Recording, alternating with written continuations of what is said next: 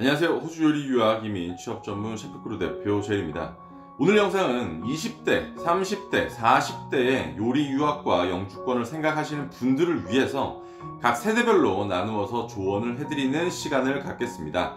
첫 번째, 오늘은 20대의 호주 요리 유학과 영주권에 대한 이야기입니다.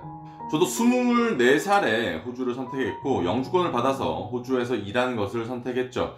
사실 거주까지는 생각을 하지 않았었는데 어쩌다 보니까 16년째 살고 있죠. 사실 한국에서의 불안감을 호주라는 나라에서 요리를 선택함으로써 위안을 받으려고 한 것이 1차로 영주권을 생각한 계기가 되었죠. 20대는 군대라는 기준으로 19살, 20살에 오시는 분들, 그리고 대학교 1학년 군대 다녀왔다가 24살, 6살에 오시는 분들이 약 80%를 차지하고 있습니다. 고등학교 때 특성화고를 다녔거나 대학을 조리과로 들어간 분들도 상당수를 차지하죠. 영주권을 알고 계신 분들도 있고 알지 못했다가 학업과 일을 동시에 하면서 영주권을 생각하시는 분들도 있지만 사실 전체 학생의 90% 이상은 영주권을 생각하게 됩니다. 영주권을 생각하시는 것도 사실 경력을 쌓아 나가야 하는 그런 이유이기 때문이기도 하지만 단기간 학업과 경력을 쌓고 한국에 돌아가 봤자 경력으로 승부를 보는 이 분야에서 유학이란 투자 대비 대우를 못 받기 때문에 유학만을 목표로 하시는 분들은 찾아보기 힘들죠. 여자분들이야 상관없는 문제이긴 하지만 20대에 오시는 분들을 보면 군대라는 기간이 있기 때문에 다녀오셨던 입대 예정이던 간에 결국은 20대 후반 혹은 30살, 31살의 영주권을 받는다고 보시면 됩니다. 그래서 어떤 분들은 이런 말을 하세요. 20대의 대부분을 영주권을 따는 것에 바칠 정도로 그 값어치가 있을까? 라고 말이죠. 사실 이 말은 두 개의 파트로 나누어진 어패덩어리 문장 그 자체입니다. 나누어서 이야기해 드리겠습니다. 언제 무엇을 어떻게 선택하던 성공은 할 수 있습니다. 열정에는 나이가 중요하지 않죠. 그런데 요리사라는 직업은 나이가 좀 중요해요. 왜냐? 요리사로서 어느 정도의 성공을 하려면 체력이 바탕이 되어야 합니다. 요리도 파인다이닝, 캐주얼, 호텔, 카페, 케이터링, 비스토 등등등 정말 많은 종류의 업장이 있지만 다른 업장에서보다 훨씬 많은 체력을 요구하는 고급 파인다이닝, 미쉐린급에서 일하시고 버티시는 분들 중에 성공 케이스가 가장 많이 나와요. 원래 이 분야가 그렇습니다. 더 많이 일하고 더 빡세게 일하면 남들에게 인정받습니다. 그만큼 본인의 스킬도 늘어나고 직위도 높아지고 그에 맞춰서 배우는 것도 보는 것도 인맥도 늘어나죠. 그래서 20대에는 할 수만 있다면 죽어라고 버티면 기회는 두세 번 정도는 본인한테 찾아옵니다. 저도 그 기회를 잡은 케이스에 속해요. 그런데 영주권을 따기 전이나 요리 분야를 모르시는 분들이나 한국에 계신 분들이 20대의 대부분을 영주권을 따는 것에 자신의 가장 전성기인 20대의 시간과 나이와 즐길 것들을 소비한다고 생각하시는 것 같아요. 영주권만을 위한다고 그렇게 생각을 하시는 거죠. 그런데 여러분 잘 들으세요. 영주권은 무작정적인 희생을 바라고 외국인 노동자처럼 굽혀서 호주에 충성해라 라는 것이 아닙니다. 아마 호주에서 요리를 공부하시거나 일을 하시는 분들은 아시겠지만 영주권에 전혀 정보가 없으시다면 이런 생각을 할 수도 있다고는 봐요. 그런데 학교 포함 약 6에서 7년 정도 걸리는 영주권을 따는 그 기간에 뭘 하겠습니까? 일하고 평균 쌓는 거죠. 영어 공부 안 하고 요리 공부 안 합니까? 대학 졸업하고 사회에 나갔다고 공부 안 할 것 같아요. 숙제라는 강제성은 없지만 먹고 살고 경쟁하는 데 있어서 대부분은 자발적으로 공부하고 삽니다. 거기다가 6에서 7년 일하면서 승진 안 합니까? 직급이 높아지면 연봉이 안 오를까요? 세계에서 탑이라고 하는 요식 산업 규모를 자랑하고 전체 산업 부가가치 중 74% 이상의 비율을 차지하는 서비스 업 중에서 자신을 못 키울까요? 호주라서 더 빡세고 외국 생활이라서 더 힘들고 외로운 거 아닙니다.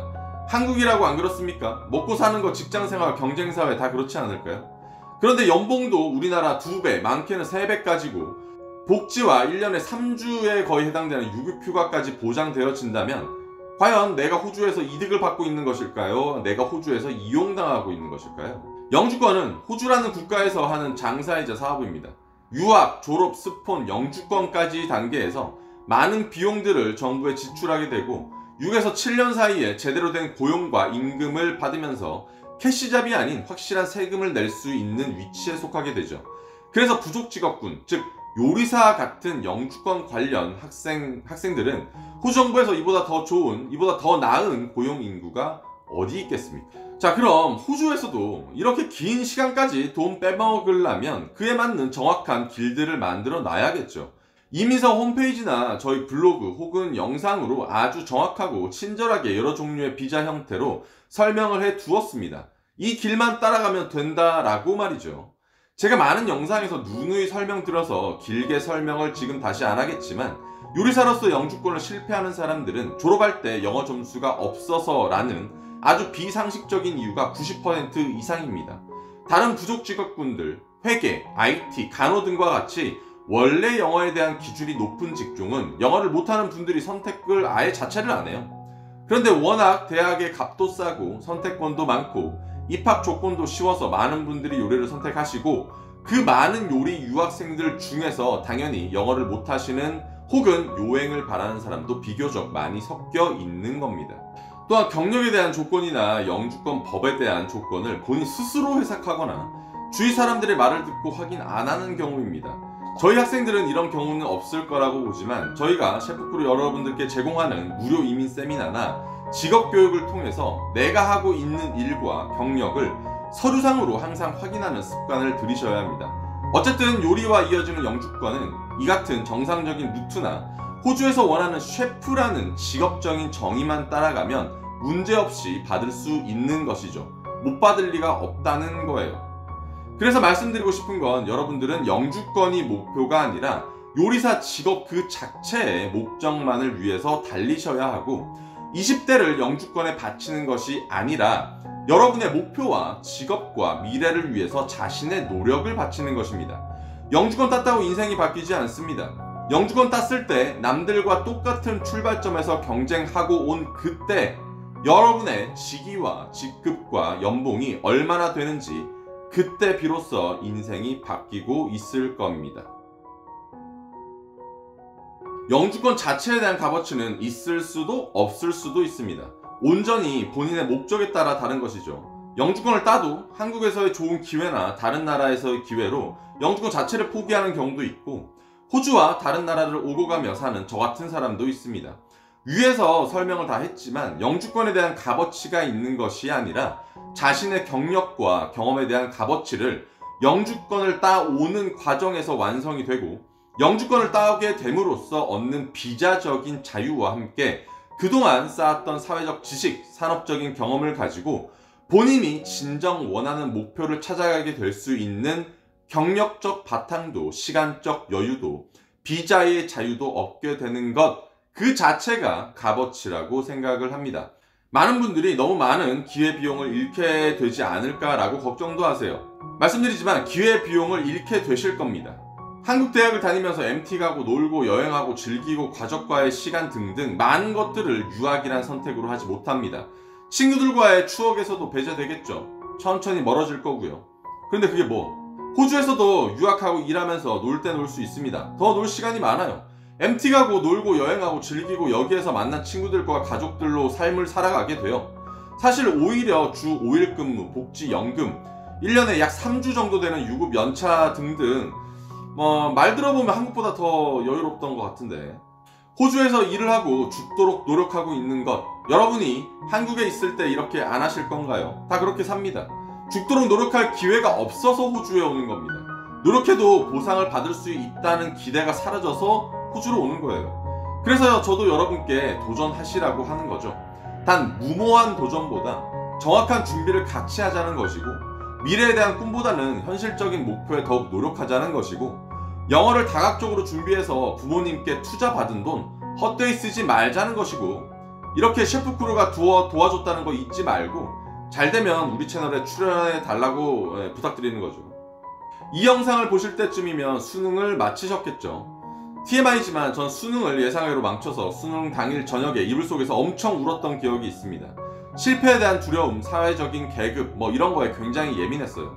그렇다고 내가 능력이 있는 것도 딱히 잘하는 것도 없어서 불안감이 굉장히 셌었죠.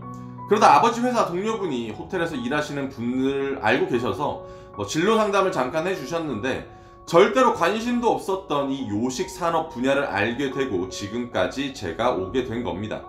누구는 여유가 있어서 유학을 하고 누구는 여유가 없어서 유학을 선택하기도 합니다. 누구는 철저하게 계획해서 유학을 준비하고 누구는 한순간의 마음으로 준비하기도 하죠. 그 최초의 이유야 그 출발이 어떻게 되었든 우리가 유학을 하는 목적은 남들보다 잘 되고 남들보다 돈을 더 벌려고 하는 겁니다. 그래서 남들보다 더 노력하고 희생하고 버텨야 돼요. 그래서 그 결과를 우리는 받을 수 있는 겁니다. 집에 돈이 많으면 시작이 조금은 편할 수 있겠죠. 그렇지 않다고 해도 스스로 이겨낼 수 있는 환경은 돼요. 20대 아직은 어리지만 30대는 오고 40대는 금방입니다. 제가 올해 40이 되었는데 알겠더라고요.